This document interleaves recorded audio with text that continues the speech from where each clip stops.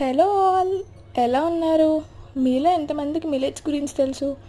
ఈరోజైతే నేను మిలెట్స్తో కిచిడి ట్రై చేస్తున్నా.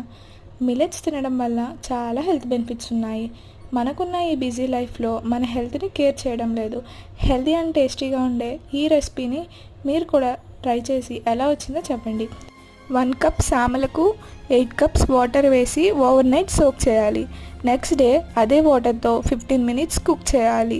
మీకు అవైలబుల్గా ఉన్న వెజీస్ అన్నీ వేసుకొని బాగా కుక్ చేసుకోండి.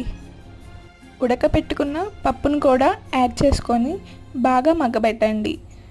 ఆ తర్వాత ఆల్రెడీ కుక్ చేసి పెట్టుకున్న సామలను తీసుకొచ్చి యాడ్ చేసి ఒక 15 నిమిషాల పాటు కుక్ చేసుకుంటే టేస్టీగా హెల్తీగా ఉండే మన సామల కిచిడి అయితే రెడీ.